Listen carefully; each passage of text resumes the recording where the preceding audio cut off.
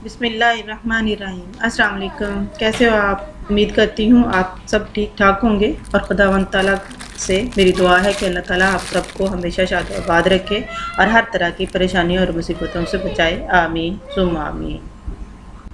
आज मैं आप लोगों के साथ अपनी early morning to night routine share कर रही हूँ। सुबह की नमाज़ और कुरान पाक के बाद अपनी बेटी का लंच निकाल कर मैं टेबल पे रख रही हूँ ताकि वो अपने बैग में रख ले, और उसके साथ ही मैं अपने हस्बैंड के लिए उनका लंच तैयार करूँगी और आप लोगों से शेयर करूँगी कि मेरे हस्बैंड ने अपनी शुगर को कैसे कंट्रोल किया।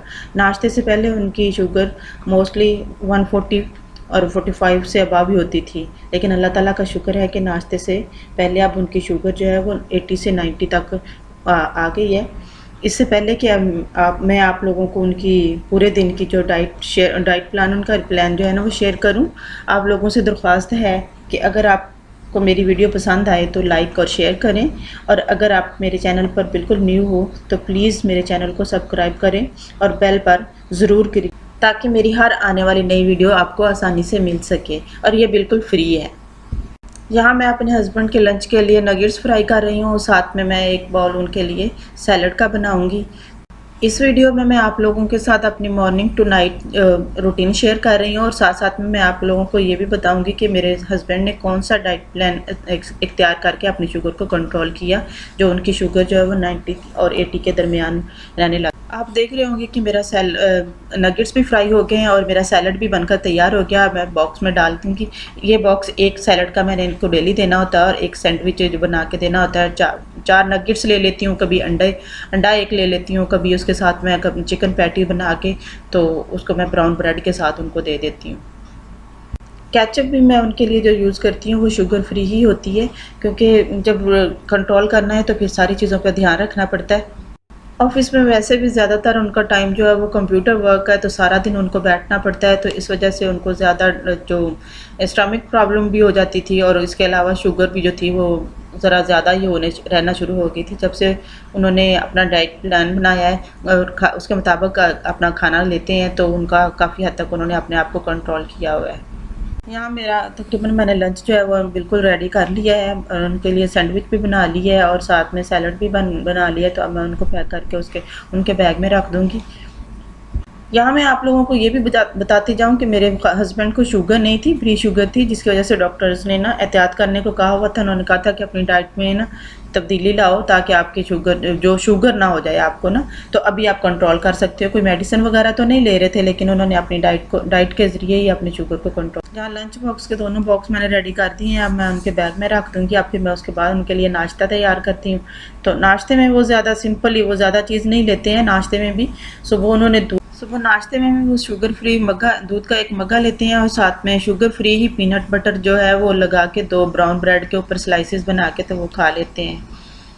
मैंने उनको नाश्ता बना के दे दिया। यहाँ मैं आपको बता रही हूँ कि मैं सुबह नाश्ता नहीं करती, सिर्फ 4 गिलास गर्म पानी के ही मॉर्निंग में पीती हूँ। उसके बाद फिर जब वो चले जाते हैं ऑफिस, तो फिर मैं उसके बाद घर के बिस्तर वगैरह समेटने, कमरों दोनों के सफाइयाँ करके अच्छे तरीके से दोपहर को जो सैलड खाते हैं उसके अंदर मैं ज़्यादातर जो चीज़ें डालती हूँ वो ये हैं कि लेटस के 3 पत्ते ले लेती हूँ, 3 ग्रीन ऑलिव्स होते हैं, 3 ब्लैक ऑलिव्स होते हैं, 1 टमाटर होता है, 1 खीरा होता है और 1 सेब होता है, जिसको मैं अच्छे तरीके से काट के तो उनके अंदर मैं 2 चम्मच जो है वो सेब का सिरका डाल देती हूँ और 2 ही चम्मच मैं उसमें ऑलिव ऑयल डालती हूँ, और हस्बे ज़रूरत या हस्बे ज़ायका जितना भी हो, कभी कम कभी ज़्यादा, मैं उनको थोड़ा काली मिर्च और नमक डाल के तो उनका जो है वो लंच बॉक्स जो अच्छी तरह मिक्स करके उसको लंच बॉक्स में डाल के दे देती हूँ। तो वो मेरे हस्बैंड कह रहे थे कि मैं वो 1:30 बजे वो ये सैलड खा लेते हैं, फिर 3-4 बजे तक वो वेट करते हैं। 3-4 बजे जब फिर उन्होंने चाय का 1 कप बना के शुगर फ्री, तो उसके साथ वो सैंडविच खा लेते हैं, जो मैंने आपको बताया कि वो मैं सैंडविच बना देती हूँ उनके लिए। घर के सारे कामकाज से फ़ारिग होके तो अब 10:30 या 11 बजे का टाइम हुआ है, तो अब मैं अपने लिए और अपनी बेटी के लिए नाश्ता बनाऊँगी, जिसमें मैं 2 अंडे फ्राई करूँगी और साथ में मैं चाय का कप बना के, तो क्योंकि इस वक्त 11 बजे फिर हम कोरोना की वजह से बिल्कुल घर से बाहर निकला नहीं जाता है, बस हर वक्त घर में ही बैठ कर काम कर लो घर का, और या फिर बैठे रहना सारा दिन बैठ के मैंने तो खुद बहुत ज़्यादा टाइम जो है वेट जो है वो गेन कर लिया हुआ है। मैं भी डाइट प्लान शुरू किया हुआ है, लेकिन मैं वो आपसे उस वक्त शेयर करूँगी जब वो मेरे पे इफेक्ट करेगा, तो फिर मैं आपके साथ शेयर करूँगी कि मैंने किस तरीके से और कितना वेट जो है वो शुरू में मैं हस्बैंड को भी दोपहर के खाने में सिर्फ सैलड देती थी, जिसकी वजह से उनको वीकनेस ही हो गई थी, चक्कर आने स्टार्ट हो गए थे। तो फिर मैंने उनको साथ साथ में एक सैंडविच भी देना स्टार्ट कर दिया। यहाँ पे मैं ये मशीन लगा रही हूँ ताकि मैं जो बेड शीट्स वगैरह मैंने चेंज की हुई थी, मैंने उसका भी छोटा सा एक क्लिप मैंने कहा आप लोगों के साथ शेयर कर देती हूँ। मशीन में कपड़े वगैरह डाल के तो मैं उसके बाद फिर किचन में चले गई थी, क्योंकि किचन में भी आज मेरी बहुत ज़्यादा सफाई होने वाली थी। एलुमिनियम फॉइल जो था वो भी बहुत ज़्यादा गंदा हुआ था, और उसके अलावा किचन बहुत ही ज़्यादा बिखरा हुआ था, तो जिसकी वजह से मैं उसको कंट्रोल करूँगी ताकि दोपहर के खाने के लिए मैं उसको रेडी कर सकूँ। किचन की सफाई भी अच्छे तरीके से हो गई है, और मेरे कपड़े जो है ना वो उनका भी फर्स्ट बैच जो धुल गए थे तो मैंने उनको भी डाल दिया है। अब मैं दोपहर के खाने के लिए बाकी कपड़े डाल के मशीन के अंदर, तो मैं दोपहर का खाना बनाने के लिए दोपहर के खाने में मैं आज आलू बैंगन बना रही हूँ, जो कि मेरे घर में बहुत पसंद किए जाते हैं, छोटे बड़े सब बहुत पसंद करते हैं, और स्पेशली इसके पराठे खाना तो सबको बहुत ही पसंद है। तो मेरा आप लोगों से सवाल है कि क्या आप लोगों ने कभी बैंगन का पराठा बनाया है? अगर नहीं बनाया तो एक दफ़ा ज़रूर ट्राई कीजिएगा, और मुझे अपने कमेंट्स के ज़रिए मुझे ज़रूर फीडबैक दीजिएगा कि आप लोगों ने बैंगन का पराठा बनाया तो आप लोगों को कैसा लगा और कैसा बना था। मैंने सुना है कि बैंगन जो है वो बहुत कम लोगों को पसंद आते हैं, लेकिन आप इस तरीके से, जिस तरीके से मैं बैंगन पकाती हूँ उस तरीके से आप बैंगन बनाएं, आप खुद ही कहेंगे कि क्या मज़े की चीज़ है। जब मैं इस्लामाबाद से लाहौर शिफ्ट हुई तो मैं सब्ज़ी वाले से बैंगन लेने लगी, तो मोहल्ले की सारी औरतें हैं आप बैंगन पकाएंगी, आप बैंगन पकाएंगी। मुझे ऐसा लगा उस वक्त कि जैसे कोई मैं बहुत बड़ी गलती कर रही हूँ, जो बहुत बड़ा गुनाह मेरे से सरजद हो गया। मुझे इतनी हैरानगी हुई, तो मैंने उनसे कहा कि क्या आप लोग बैंगन नहीं खाते? कहते नहीं, हमारे बच्चे तो पसंद ही नहीं करते। मैंने कहा अच्छा आज मेरे घर से सालन लेके जाना फिर खाना। आप यकीन करें कि उसके बाद पूरे मोहल्ले में सब बैंगन पकाने भी लगी और खाने भी लगी। इवन दैट कि जब मैं बनाती तो कटोरियाँ मेरे घर में पहले से ही आ जाती थी कि हमारे लिए सालन लाजमी रखना, और साथ में तंदूर की रोटी मंगवा के वो इतने शौक से फिर खाती थी। दोपहर के खाने में बैंगन के साथ सिर्फ सादा मैंने सिंपल रोटी बनाई। अब शाम हो गई है, 8 बज गए हैं, तो मेरे हस्बैंड घर आ गए हैं, तो अब हम घर से बाहर निकले हैं थोड़ा आउटिंग के लिए, क्योंकि सारा दिन घर में बंद रह के तो बंदा कुछ अजीब सा ही फील हो रहा था। इस वजह से फिर हम थोड़ी देर के लिए बाहर निकले हैं, और हमने कहा कि बाहर से ही खाना खा के आते हैं। तो खाने में आज बच्चों का था कि हमने तुर्की जो है ना वो उसका मिक्स प्लेटर लेना है। तो मैं वैसे हम ज़्यादातर मटन और बीफ जो है वो बाहर से, मटन घर में पका लेती हूँ मैं, लेकिन बीफ हमने कभी नहीं खाया बहुत अरसे से, बल्कि मेरे बच्चों ने तो चखा भी नहीं है कभी। तो लेकिन आज हम मिक्स प्लेटर जो है वो ट्राई करने लगे हैं, देखते हैं बच्चों के क्या तासरात होते हैं, कि वो उनको अच्छा लगता है या नहीं।